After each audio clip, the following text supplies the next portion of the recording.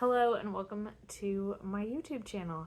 My name's Erica. I have 6 kids, 3 school-age children, and a 4-year-old and twin 2-year-olds. For the 2023-2024 school year, I had an 8th grader, a 4th grader, and a 3rd grader. And today we are going to be talking about the hits and misses of our 8th grader this year and how all of her curriculum went. So my oldest daughter has always been a little bit ahead, and she's a very avid reader. So I really felt comfortable with putting her in quite a few high school credits this year. Not necessarily because we wanted to be ahead or because we were looking to graduate her early or anything like that. It was more of a year to see where we were headed and what direction we were going in curriculums for her high school years. Because in my opinion, or at least at the beginning of this school year, my opinion was that I needed to be in something for all 4 years, for all high school, for her, the entirety of her high school. She needed to be in the same kind of curriculum so that there were no gaps and that we could just be on track. So this was kind of the year that we had to play with all of those things. And she did well in doing the level of work, but we did have a lot of hiccups. So I want to kind of preface this and say that it was a difficult year in our family. Araya has been amazing as always. She is a great kid, and I have really loved seeing her thrive this year personally. Like, she just has gained a lot of confidence this year, and she has grown and matured and gained a lot of independence. And I feel like that is the most important part of my children growing and their education, is those elements of character, I guess you could say.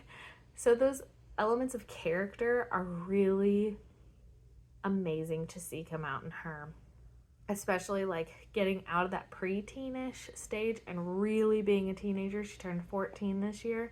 She's just grown into a amazing young woman, and I am very excited to see what she has in store for herself for the next so many years. Anyways, sorry, but it was a really difficult year in our family. We had a lot of medical hiccups, a lot of medical mysteries with our younger children and with myself. And so that also played into some of these curriculum hits and misses. Anyways, I wanted to start off with language. So for language, we were using The Good and the Beautiful High School Level 1. High School Level 1 has booklets. They have 10 booklets. I guess I could have brought them. And she did, she did 5 of them. So she did half of them, which was fine for me because her history is also heavy on literature, and we'll get to that in a minute. But she did 5 of them. What I did notice is that it was not pushing her in writing the way that I wanted her to be pushed. She is an amazing writer and she has great ideas, but she also is not super excited when it comes to schooling. She kind of likes to get her work done and be done, which I can appreciate. I was that kid. But when it comes to writing specifically, The Good and the Beautiful just for me did not have enough structure to make her a better writer. She could get the work done and she could check the boxes, but it wasn't pushing her to be any better than she already is. And for those reasons, The Good and the Beautiful is kind of like a meh. It's not a hit or a miss. We will be continuing it next year, but it will not be a focus. It'll be, I hesitate to say supplemental because that's not exactly what I mean, but it won't be our main focus for language. The grammar was okay. Like, their grammar is great. I love their sentence diagramming. The books that are in it, I think she read 3 of them. I should have gotten them. The only book that she really did not like was the one that was like about like Arctic explorers. And I will say I read that one and it was a little like not my wheelhouse. Just kind of blah. But the other books were great and she liked those. Just David was definitely her favorite. She came to me at one point and went, "I didn't know this book was going to be so sad." And I was like, "It's not super sad the whole time." And then she got to the end and it was great. So the book choices are good, but it's just the writing component and the spelling and vocab is also not clicking with her, and it's not really going in there. So for the most part, we're just going to be using it for the grammar and the literature next year. Yeah, but it's okay. It's okay. I don't know what to say other than that. For history, we used Knotgrass world history, the high school level world history of Knotgrass. We were doing all of it, literature, Bible, and the history component, and it really proved too much for her. She's not my history kid. She doesn't enjoy it at all, and it was every day, and it was just a lot. It was just a lot. It was a lot of information, and it moved very quickly through. So, like, you'd learn about a little bit, and you'd move on. It wasn't like... It was just very fast-paced for her. And to be totally honest, I have not been very good about doing history in our homeschool throughout the years. So for her, that was a miss. I do think I will use it for my younger children when they get there, but it just didn't work. Bible we took out very quickly. We do a Bible curriculum as a family, so I didn't necessarily feel that she needed it. And we have a lot of activities with our church and things like that. So I didn't feel like it was necessary in her history curriculum. And then we did the literature component, and I loved a lot of the books. She read about half of the books on that as well. A couple of them we didn't love. Her least favorite would have been The Art of War, which... I'll give it to her. It's a very hard book, and I didn't feel like Knotgrass did a very good job about incorporating the books. It was kind of like you read the books and then took a test on it, and that was pretty much it. There may have been a few questions in there about the book every once in a while, but there wasn't good like prompts for discussion. It was kind of just read this book, answer these questions every once in a while and at the end. So I wish there would have been a little bit more of like a guide throughout the book rather than questions pretty much at the end of the unit and that was it. It just didn't lead to good discussion. It didn't lead to making sure she was comprehending it as she was reading it. So for those reasons, we will probably not be doing the literature or Bible parts of Knotgrass from now on. And we are doing something totally different for her for history, which I will talk about in my upcoming curriculum. But I did like Knotgrass, the history component. I like the way it's written. I like the way it's pretty easy as far as like the kid can be independent and you read it, you answer the questions. I like the way it talks, like the way it's written. I like a lot of components about Knotgrass. And so we will be continuing it, just not in the way that it is set up. Okay, the next one, math. Math was difficult this year. She did Shorman Math, Algebra 1.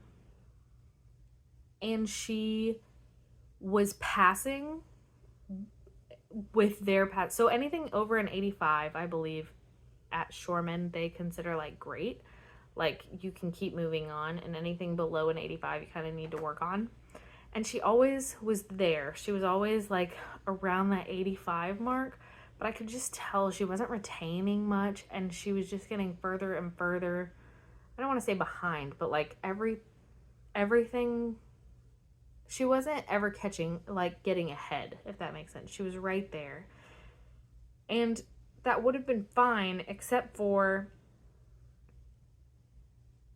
she was taking so much time trying to remember what she had just learned because she didn't have the best grasp of it to move on, that she was taking so much time like remembering and looking back. Math was just taking way too long, in my opinion. And yeah, it wasn't great. It was, Shoreman math for us was a miss. I didn't love that the lessons were, I didn't love that there wasn't a teacher teaching it. Like, she couldn't see the teacher. It was just like a screen and writing on a screen. It just wasn't very engaging, and it wasn't what she needed. I also did find quite a few errors, and I emailed them about the errors, which they fixed and was fine. But it just, I don't know, it was a miss for her. She didn't do well with it, and that's okay. Some kids just don't do well with that. I definitely think that she needs videos where she sees a teacher, that the teacher is more engaging, not just, here's the lesson, we're done. I don't know how to explain that any more than to say that.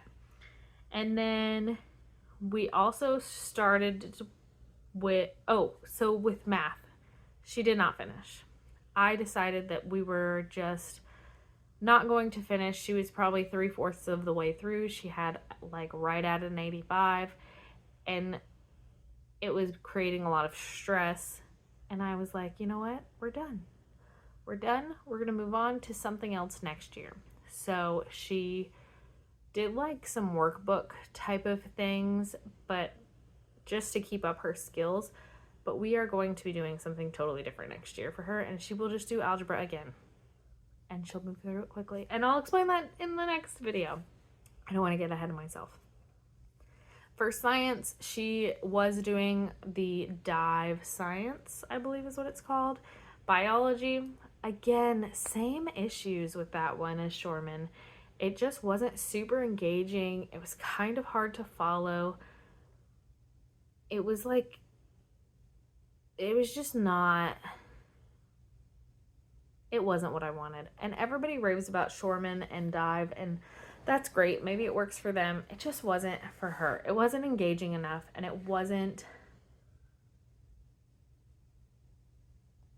just wasn't working. I don't know how else to say that other than it wasn't working. So that was another miss. That was another miss for us. She didn't complete it. We're going to be there's a plan for next year.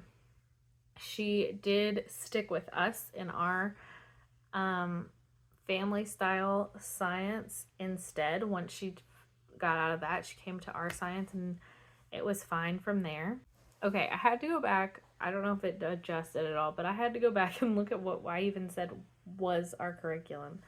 So the next thing I'm going to talk about is word roots. She was doing level 1.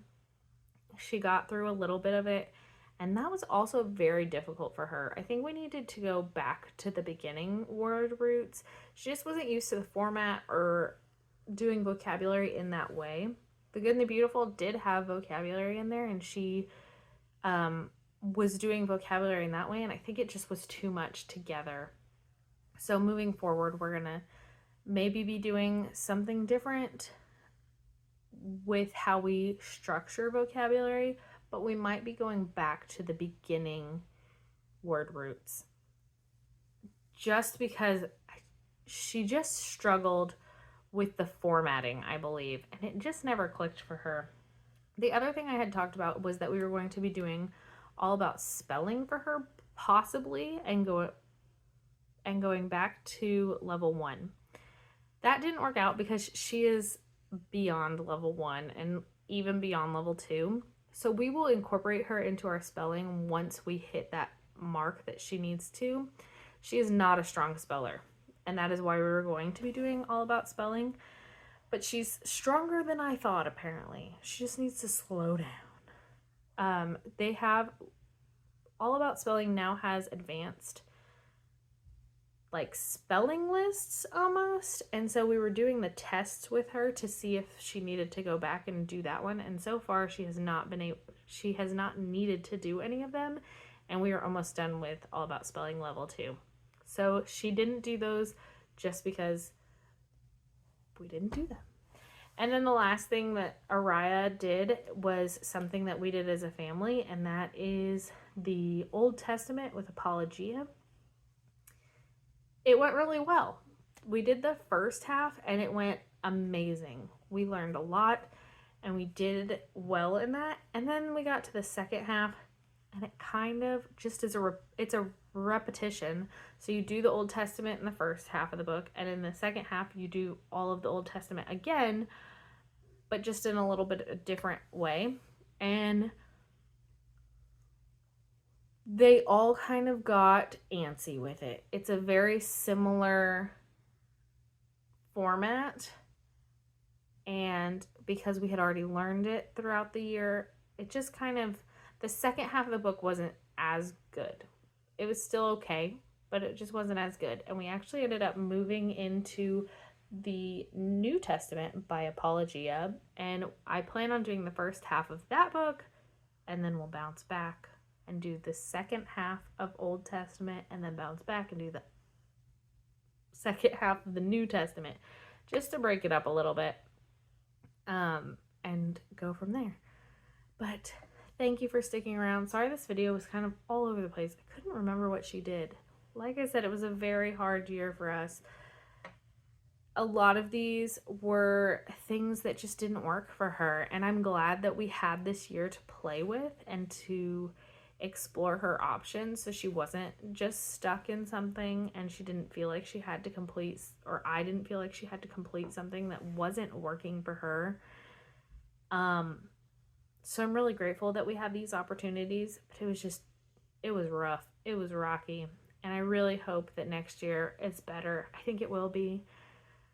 I think that we have come to some conclusions on some of our mystery health, and next year is just set to be better. So thanks for sticking around with this video, guys, and stay tuned for my other hits and misses videos and the new curriculum for the 2024-2025 school year. Thanks for watching, guys. Bye.